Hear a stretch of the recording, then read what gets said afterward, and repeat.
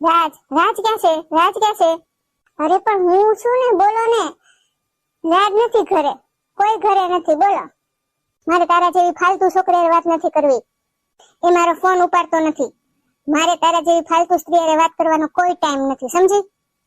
ભલે તારે જે બોલવું હોય ને તે બોલી લે. હું સમજુ છું કે તું અત્યારે કઈ પરિસ્થિતિમાંથી ગુજરી રહી છે. હું તને ફાલતુ લાગતી, ખબર નહીં તારા મનમાં મારા વિશે શું શું હશે. કોઈની વાત તો સાંભળ તું. કમસે કમ કોઈને સમજવાની તો કોશિશ કર. તું જે પરિસ્થિતિમાંથી ગુજરી રહી છે ને એમાં મારો કોઈ વાંક નથી. તે શું કામ લગ્ન કર્યા? શું કામ આવી એની લાઈફમાં? તારે જાણવું તો જોઈતું હતું ને કે એની લાઈફમાં બીજું કોઈ છે કે નહીં. મને નહોતી ખબર કે રાજ તને પ્રેમ કરે છે અને તું રાજ પાછળ આટલી બધી ગાંડી છો. મને જો ખબર જ હોત ને તો હું આ લગ્ન ન કરત. પણ મને પણ અંધારામાં રાખી. પણ હવે તું તો સમજ મારી ઉપર શું વીતે છે. હું તો વગર વાંકની આમાં પીસાઈ રહી છું. તો હું શું કરું? જો મને તારી લાઈફમાં કોઈ ઇન્ટરેસ્ટ નથી. મને ખબર નથી પડતી કે હું શું કરું, ક્યાં જાઉં. જો હું સમજુ છું, હું બધાને ઘરનાને સમજાવીશ, બધું કરીશ. હું સમજુ છું કે આ તારી પાછળ જે આ બધું થઈ રહ્યું છે ને એના જવાબદાર બધા મારા ઘરના જ છે. છોડીશ નહીં હું કોઈને. હું મરીને પણ આ લોકોથી બદલો લઈ શકતે. બધાને યાદ રહેવું જોઈએ, કોઈની છોકરી રમકડું ન હોય, ઢીંગલી નથી હોતી. કાંઈ મરવાની જરૂર નથી. હું બધાને ઘરમાં સમજાવીશ. હું જ વહી જઈશ રાજની લાઈફમાંથી. તમે બે શાંતિથી જીવો એવું જ હું ઈચ્છું છું. જ્યાં મારી માટે પ્રેમ જ નથી ત્યાં રહીને પણ શું કામ છે? તમે બંને પ્રેમ કરો છો ને, તમે બંને સાથે રહેજો, પણ થોડી શાંતિ રાખ. સમજવાની કોશિશ કર મીરા. આવું વર્તન ના કર અને પોતાની જાતને તું દુઃખ ન પહોંચાડ. રાજ ખોટો છે, રાજ ખોટો જ છે. ના, રાજ ખોટો નથી. રાજ કોઈ દિવસ ખોટો ના હોય. એમની પણ મજબૂરી હશે, એ તને ન ખબર હોય. એવી તે કઈ મજબૂરી હશે તને ખબર છે? હું શું કરું છું? દિવસના 12 કલાક મને 12 બહુ જેવા લાગે છે. એક મિનિટ મને ઊંઘી પડે છે જીવવા માટે. તું તો આવી રીતે રાડા કરીને તારા દિલની ભડાશ બહાર કાઢે છે. પણ પૂછ રાજને, એ શું કરે બિચારો? એ તો બિચારા રડી પણ નથી શકતા ને ખોટા હસીને ઘરમાં રહે છે. એમની મમ્મીએ એને બ્લેકમેલ કર્યા હતા. બ્લેકમેલ કરીને મારી સાથે લગ્ન કરાવ્યા. મને પણ રહીને આ વાતની ખબર પડી. અત્યારે રાજને સમજવાની તારે જરૂર છે. મારે કોઈ વાત નથી સાંભળવી. મારે રાજ સાથે વાત કરવી છે. ક્યાં છે રાજ? રાજ પ્લીઝ તું સમજવાની કોશિશ કર. મને ખાલી 2 દિવસ આપ. હું કઈક રસ્તો કાઢીશ આનો. હું તારા હાથ જોડું છું. એક સ્ત્રી થઈને સ્ત્રીને નહીં સમજી શકે? 2 દિવસ, ફક્ત 2 દિવસ. જો 2 દિવસમાં કઈ ફેસલો નહીં થાય ને તો 3જા દિવસે મારી લાશ અહીંયા જ પડી છે. કહી દેજે એને. હાશ ભગવાન, શું કરવું કઈ સમજ નથી પડતી. રાધી, આ તૈયાર થઈને સીધ જાશો તો? હું જાઉં છું મમ્મીજી. જાઉં છું એટલે? પિયર જવાની છે? અરે બેટા, કીધું હોત તો મૂકી જાત ને રાજ. મૂકી આવ જા રાજ.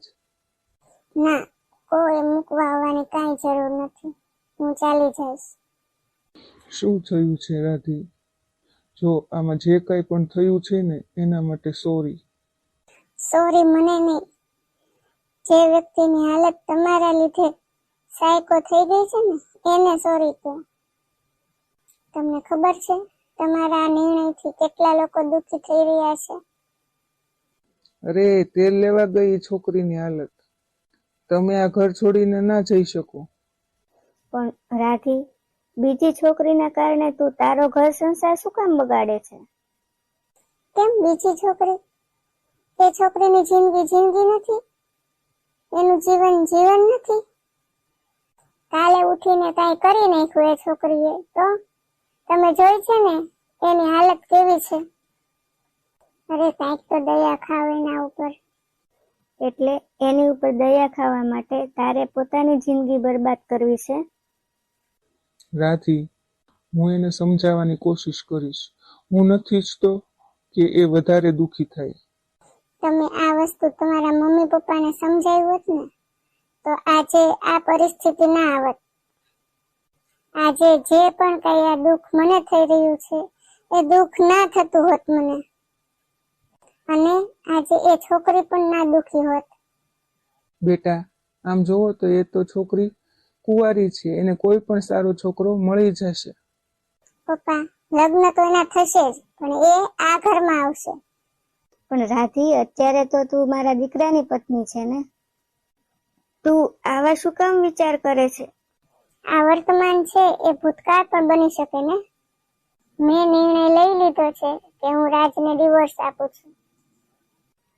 રાધી, લગ્ન એ કઈ ઢીંગલા પોતિયાના ખેલ નથી બેટા. મારી જ ભૂલ છે. હું માફી માંગુ છું રાધી, કે મારે તને વાત જણાવી દેવી હતી, તો આ બધું થવાનું જ નહોતું. તું એને ના પાડ ને.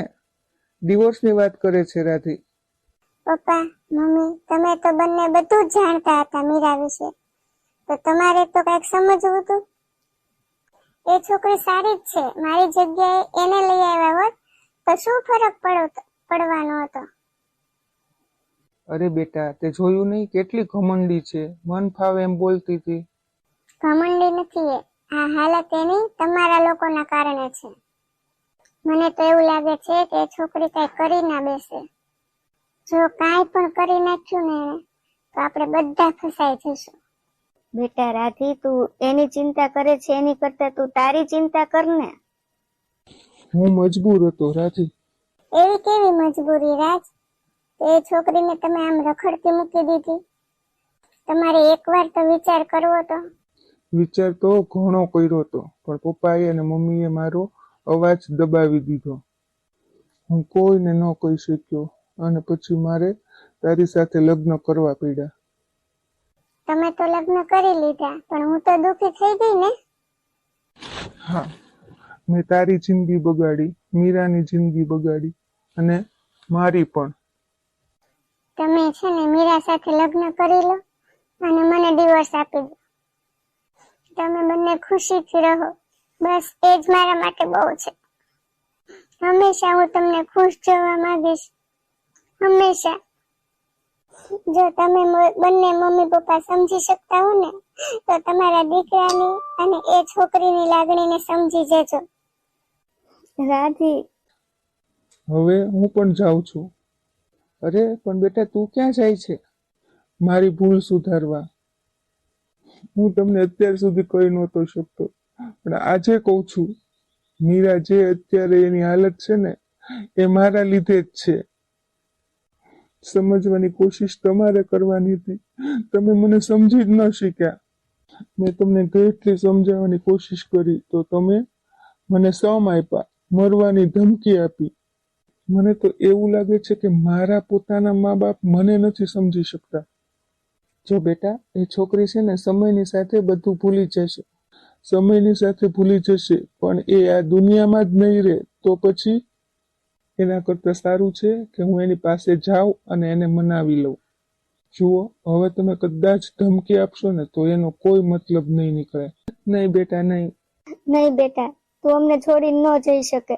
તો શું હું પણ ગાંડો થઈ જાઉં?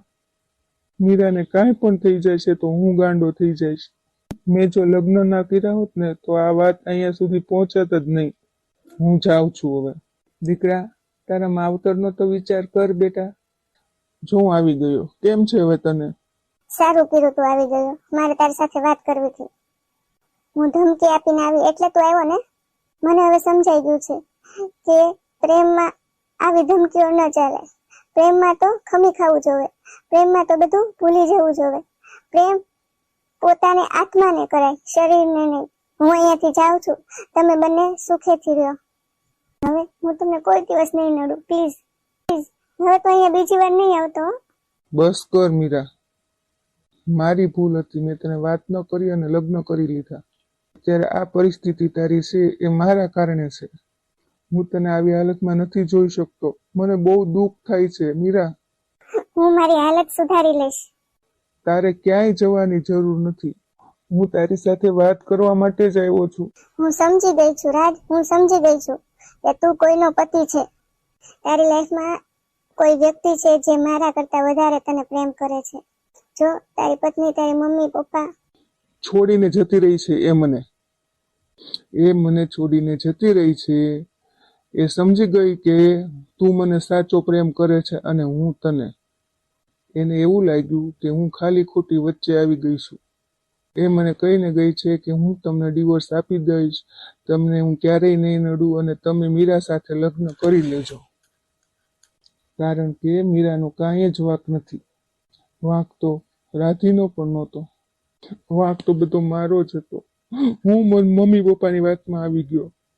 જબરજસ્તીથી મને લગ્ન કરાવ્યા. હું તો ના જ પાડતો રહ્યો, પણ એ લોકોએ મને ઇમોશનલ બ્લેકમેલ કર્યો. મને હતું કે થોડા દિવસોમાં તું મને ભૂલી જઈશ ને પછી બધું સરખું થઈ જશે, પણ એવું કાંઈ ન બન્યું. હું તારા વગર નહોતો રહી શકતો. હું તારી સાથે વાત નહોતો કરતો, તારા ફોન રિસીવ નહોતો કરતો, પણ તે ફોન કરવાનું બંધ ના કર્યું. મીરા, આઈ એમ સોરી. મેં તારી સાથે આવું કર્યું. આઈ એમ વેરી સોરી. હું માફી માંગવા આવ્યો છું અને તને મનાવવા પણ. મારી સાથે લગ્ન કરીશ? હવે પછી હું ક્યારેય તને છોડીને નહીં જાઉં. જો ઘરે હું કહીને જ આવ્યો છું, તમે મીરાને અપનાવો કે ના અપનાવો, પણ હું તો એને અપનાવીશ જ.